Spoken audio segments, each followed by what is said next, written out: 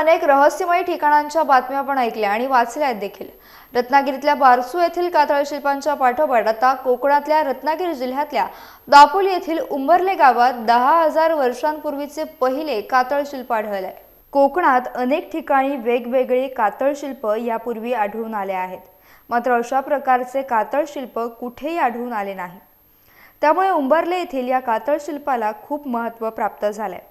उंबरले गावात गाढवाचा खडक म्हणून ओळखल्या जाणाऱ्या जांभ्या सड्यावर शिल्पसमूहात 6 कातळ शिल्पे आढळली आहेत। यात एका मानवाकृतीसोबत 3 हरणे आणि 2 बैल या प्राण्यांची चित्रे आहेत। मानवाकृती सुमारे 4.5 मीटर लांबीची आहे। तिच्या डोक्यावर शिरस्त्राण अथवा पगोट्यासारखा आकार असून त्यावर झाडाच्या सळफांदीसारखी रचना दिसते। कोकणात आतापर्यंत आढळलेल्या कातळ शिल्पांमध्ये बैल हा प्राणी आढळला नव्हता। शिंग आणि वशिंडधारी असे 2 बैल आहेत। त्यामुळे ही कातळ शिल्पे आजपासून किमान 5 ते 10,000 वर्षांपर्यंतच्या काळातील असावीत असा अंदाज करता येतो। बैल हा प्राणी असल्याने या शिल्पांचा कालावधी हा नवाश्मयुगीन म्हणजेच मानवाला शेतीचा शोध लागला त्या काळातील असावा असा अंदाज आहे। अर्थातच यासाठी सूक्ष्म अभ्यासाची गरज असल्याचं डॉक्टर धनावडे यांनी नमूद केलंय। आजवर केवळ दक्षिण रत्नागिरीत राजापूर लांजा परिसरात सापडलेली कातळ शिल्पे आता उत्तर रत्नागिरीत दापोली आणि मंडणगड तालुक्यात देखील आढळली आहेत। दापोलीतील उंबरले गावातील कातळ सड्यावर सापडलेले कातळ शिल्प अत्यंत कुतूहलजनक आहे, तर मंडणगड तालुक्यातही कातळ शिल्पाचा अभ्यास सुरू करण्यात आला।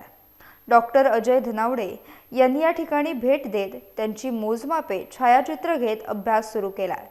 यामुळे या कातळ शिल्पांचं रहस्य आता उलगडणार आहे।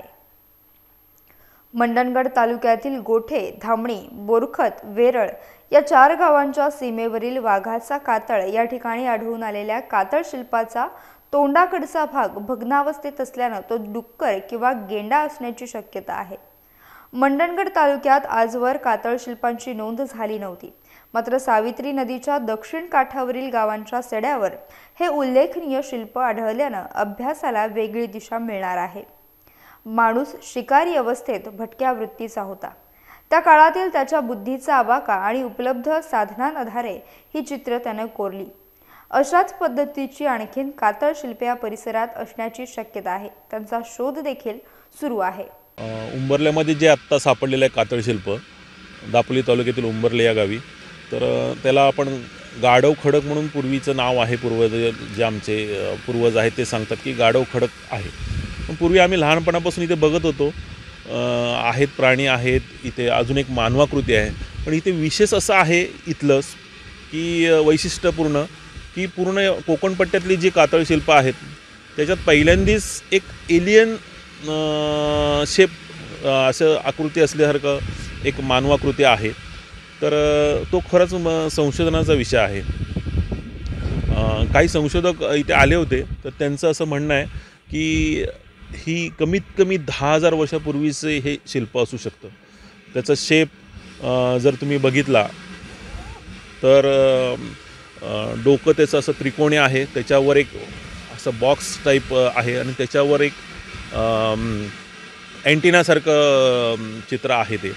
तर एलियन असू शकतो का असाही विषय त्यांचा आहे, तर त्याचं संशोधन झालं पाहिजे, ते नक्कीच झालं पाहिजे। ब्युरो रिपोर्ट, माझे कोकण, खेड।